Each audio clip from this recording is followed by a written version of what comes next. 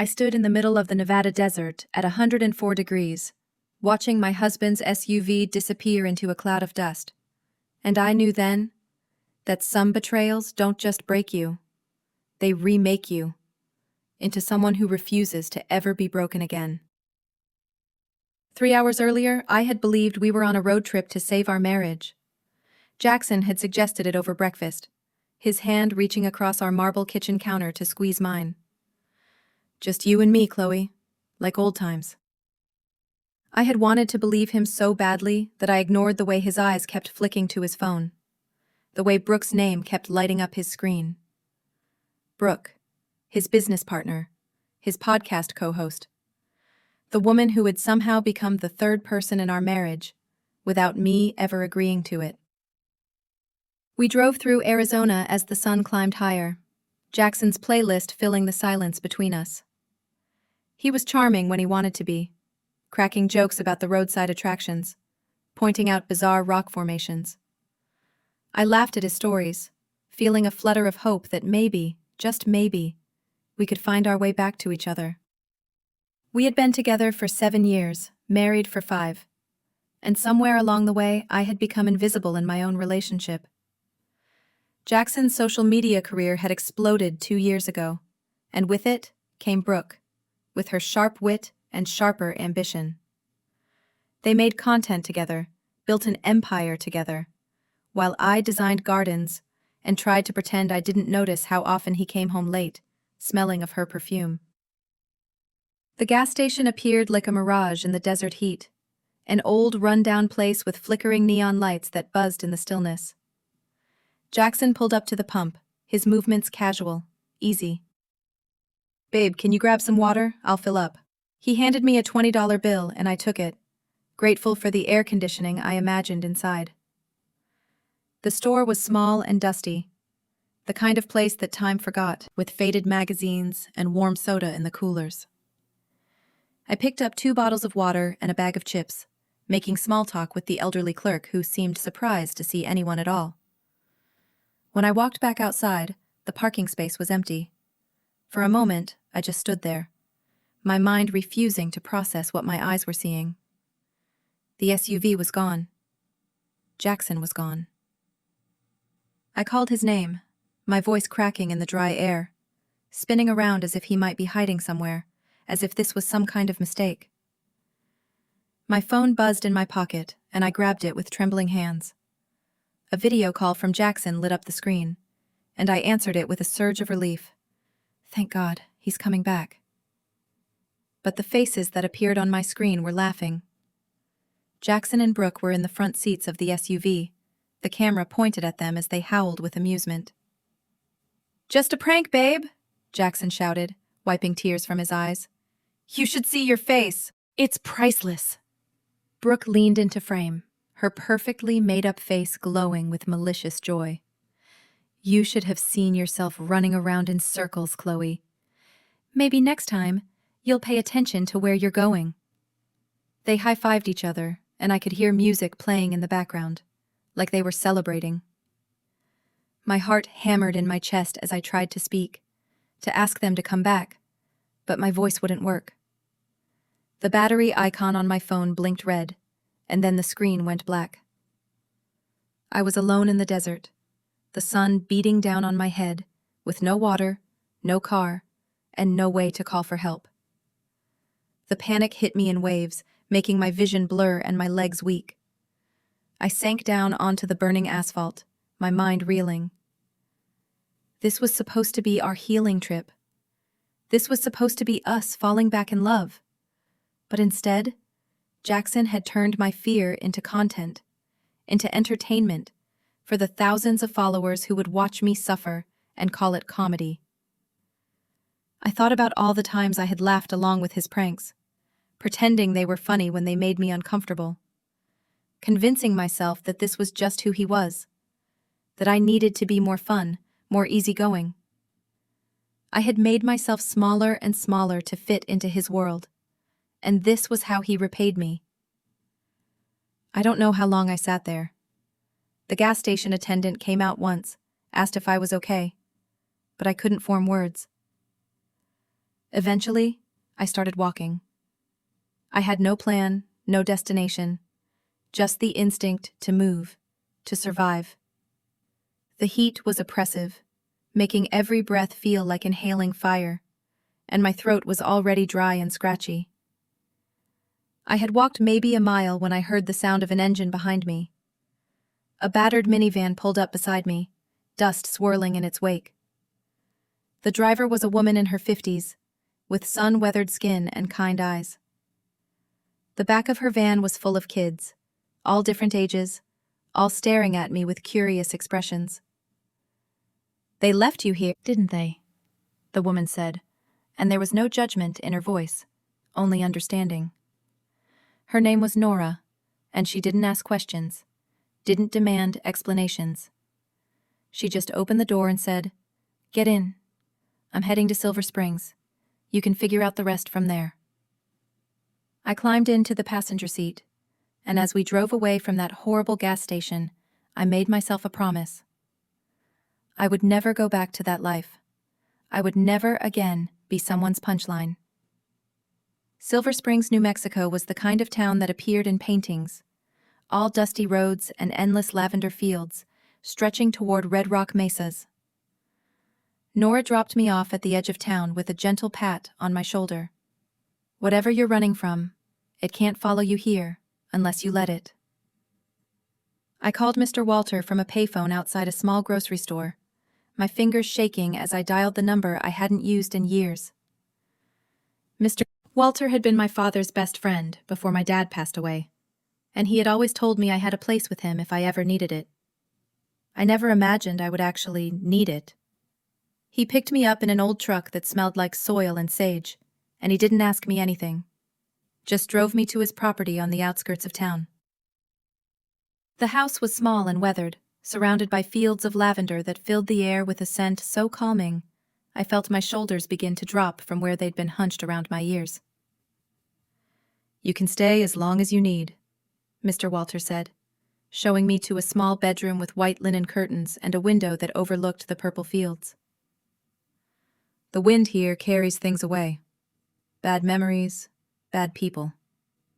Give it time." That night, I slept for 12 hours straight, and when I woke up, I looked at myself in the mirror above the dresser. I looked exhausted, haunted. But there was something different in my eyes. Something harder. Something that refused to be a victim anymore.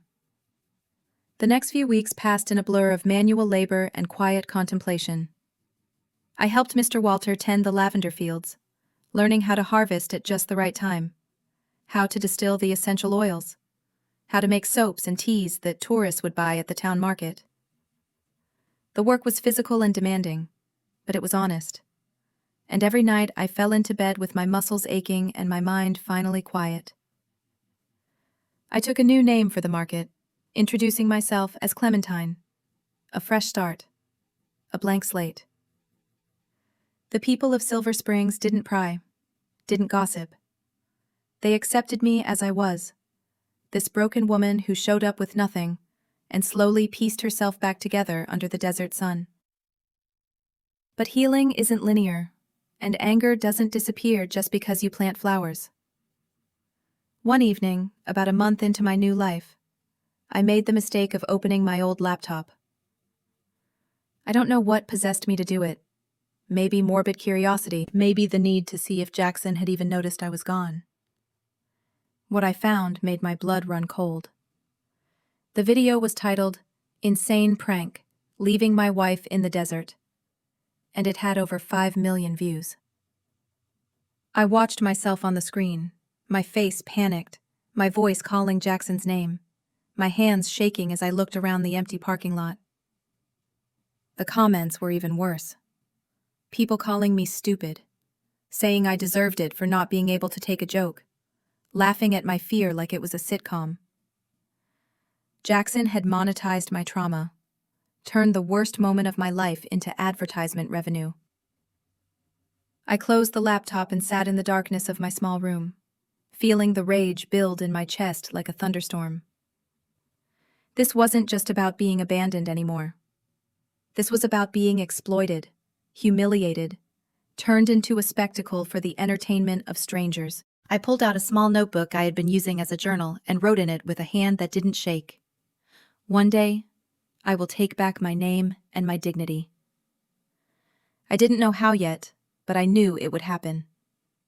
The desert had taught me patience. It had taught me that survival is the first step, but reclaiming your power is the journey. 2 months into my new life, I met Elijah at the local farmer's market. I was arranging lavender bundles on my table when I heard a crash from the next stall over. A man had tripped over a crate of produce and gone down hard, blood streaming from a gash on his forehead. Everyone seemed frozen in shock, so I grabbed the first aid kit from under my table and rushed over. "Hold still," I told him, pressing a clean cloth against the wound. He looked up at me with dark eyes that seemed to see too much, and I felt an unexpected jolt of recognition. Like I knew him from somewhere I couldn't quite place. His name was Elijah, and he was a former investigative journalist who had moved to Silver Springs to escape the darkness of the stories he used to cover. He had a scar that ran from his collarbone to his shoulder, visible when his shirt collar shifted, and when I asked about it, he just smiled sadly and said, "The cost of getting too close to the truth." We started seeing each other around town, casual conversations that slowly became deeper. He never pushed me to talk about my past, but somehow, in his presence, I felt safe enough to share pieces of it. I told him about Jackson, about the desert, about the video that haunted my dreams.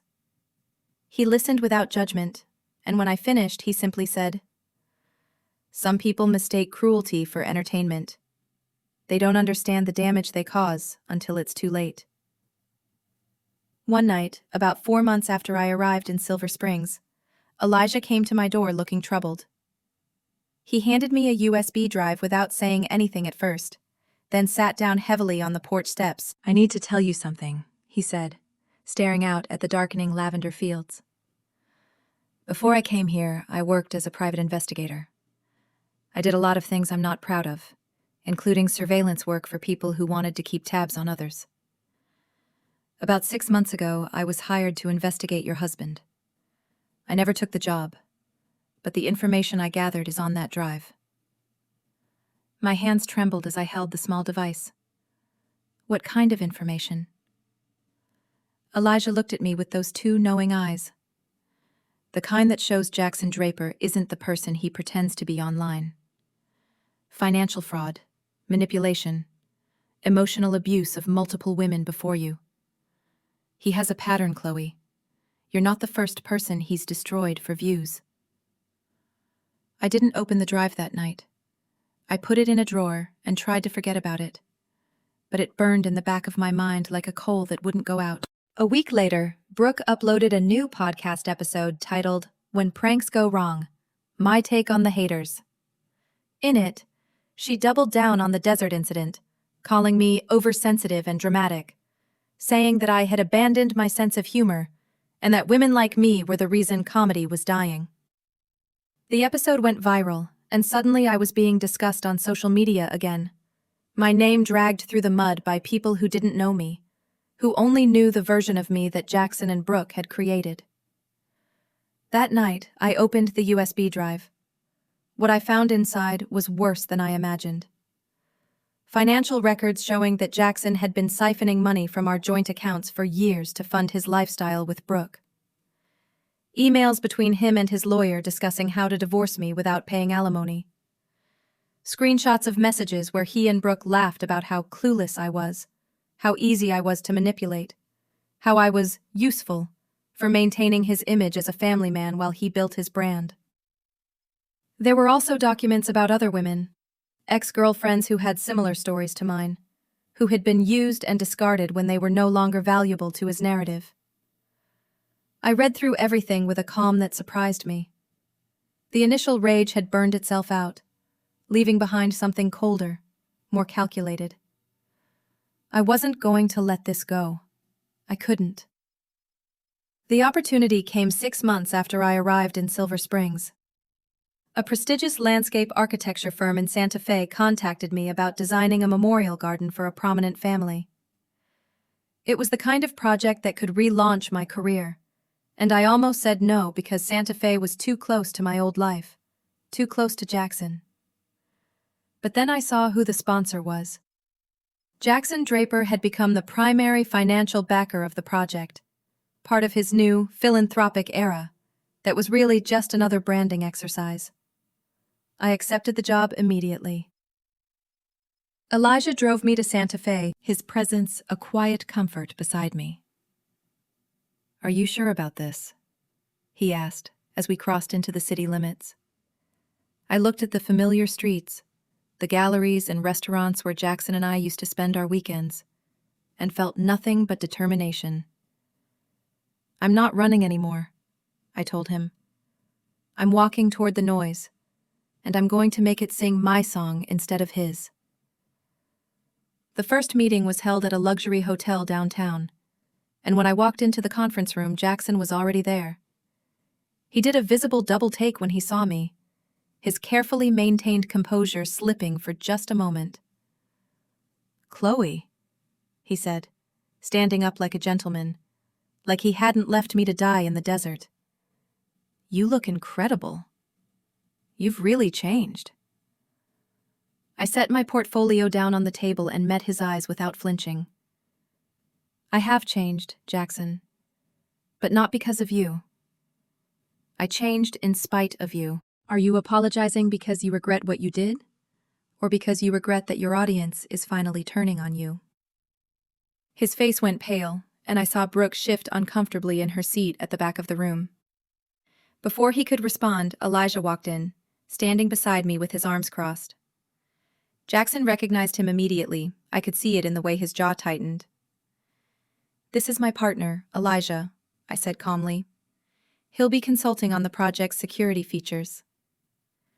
The word partner hung in the air, deliberately ambiguous, and I watched Jackson's hands curl into fists. The meeting was tense but professional. I presented my designs, answered questions, and ignored the way Jackson kept trying to catch my eye. When it was over, I packed up my things and walked out without looking back. But of course, that wasn't the end of it. Photos of Jackson and me at the meeting were all over social media within hours, with speculation running wild about whether we were reconciling, whether I had forgiven him, whether this was all part of some elaborate publicity stunt. Jackson sent me a message asking to meet privately, to talk things through like adults. I deleted it without responding. I returned to Silver Springs to regroup, to center myself before the next phase of work began. It was late October, and the lavender had been harvested for the season, leaving the fields bare but beautiful in their starkness. Mr. Walter had gone to visit his daughter in Albuquerque, leaving me alone on the property for a few days. I should have known that peace wouldn't last. I woke up at 2 a.m. to the smell of smoke. By the time I ran outside, the eastern field was engulfed in flames, the dry lavender stalks burning like kindling. I called 911 and then grabbed the hose, trying desperately to contain the blaze before it reached the main house. The volunteer fire department arrived within 20 minutes, but by then, half the field was destroyed. The fire marshal found evidence of arson the next day. Footprints in the soft dirt near where the fire started. Boot prints that matched the expensive designer hiking boots Jackson always wore in his outdoor adventure posts. But of course, there was no direct evidence. No video footage. No witnesses. Jackson denied everything when questioned, claiming he was in Los Angeles at the time, though his alibi was suspiciously vague. Brooke posted about it on her Instagram, a carefully worded message about how some people can't let go of the past, and how drama follows certain individuals. The implication was clear. I had set the fire myself for attention. I was sitting on the porch, staring at the charred remains of the field I had helped nurture, when Elijah arrived. He didn't say anything at first, just sat beside me and put his arm around my shoulders. "They're not just trying to destroy you," he said quietly. "They're trying to destroy what healed you. They want you to feel as powerless as you did in that desert." I leaned into him, feeling the solid warmth of his presence. "If they think I'm going to run away," I said, my voice steady despite the tears on my cheeks. They've forgotten that I survived the desert. This is nothing compared to that. Elijah pulled out his phone and showed me something that made my breath catch. He had installed hidden security cameras around the property weeks ago, a precaution I hadn't known about. The footage showed a figure in a baseball cap approaching the field with a gas can at 1:15 in the morning. The person was small and slight, moving with feminine grace. When she turned to leave, the camera caught something unmistakable. A tattoo on her neck. A snake coiled around a crescent moon. Brooke's signature tattoo. The one she showed off in every photo shoot. The one she claimed represented her transformation into her true self. We had her. We finally had her. I hired a lawyer the next day, a sharp woman from Albuquerque who specialized in defamation and harassment cases. I'm not doing this for revenge, I told her as we reviewed the evidence. I'm doing this because silence enables people like them. I'm doing this for every person who's ever been turned into a joke. Every woman who's been told she's too sensitive when she's really just being abused. She smiled at me with something like respect. Then let's make sure your voice is heard loud and clear. The lawsuit was filed in early December, and the media attention was immediate and overwhelming. Draper versus Menendez, the prank that broke the internet, read one headline. Social media darling sued by abandoned wife, read another. Jackson and Brooke tried to spin it as a money grab, claiming I was jealous of their success, that I couldn't handle being left behind when they became famous. But public opinion was shifting. Other women started coming forward with their own stories about Jackson, a pattern of emotional manipulation and public humiliation that stretched back years. Sponsors started dropping him. Brooke's podcast lost advertisers. The empire they had built on the backs of other people's pain was starting to crumble. The trial was set for late January in the Santa Fe courthouse, a beautiful old building with high ceilings and wooden benches worn smooth by decades of people seeking justice. I walked in on the first day with Elijah beside me, my head held high despite the cameras flashing and reporters shouting questions. Jackson and Brooke sat at the defense table, both of them looking smaller, somehow, less polished than their online personas. My lawyer stood up to give her opening statement, and I listened as she laid out the case with precision and passion. The video of me being abandoned in the desert, the podcast episodes where Brooke mocked me by name, the financial exploitation, the arson. A pattern of abuse that had been dressed up as entertainment and sold to millions of viewers. When it was my turn to testify, I stood up and walked to the witness stand, with my heart pounding but my voice ready. The prosecutor asked me to describe what happened that day in Nevada, and I told the truth in vivid detail. I sat in that parking lot for 3 hours in 104-degree heat with no water and no shade. I screamed until my voice gave out. I thought I might die there, and they were filming it to see how many likes it would get. The video was played for the court, and I watched the jury's faces as they saw my panic, heard my desperate cries for Jackson to come back. Several of them looked away. One woman wiped her eyes. Jackson's lawyer tried to paint it as harmless fun, a joke between spouses that went a little too far. But when Jackson took the stand, his remorse felt performative, rehearsed. I thought it was just a prank, he said, his eyes downcast. I'm sorry for how it affected you, Chloe. I stood up then, unable to stay silent, and the judge allowed me to respond. You're not sorry for hurting me, I said clearly. You're sorry that your audience finally saw you for who you really are. You don't want my forgiveness. You want theirs. The courtroom was silent, except for the sound of cameras clicking. The prosecutor asked what I wanted as compensation, and I took a deep breath before answering. I don't want money. I want every video featuring me removed from the internet. I want a public apology, not just to me, but to everyone who's ever been turned into entertainment without their consent. I want them to understand that human suffering is not content.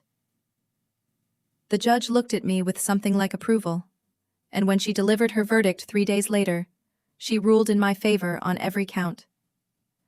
Jackson and Brooke were ordered to remove all content featuring me, issue public apologies, and pay damages to cover my legal fees and the destruction of the lavender field.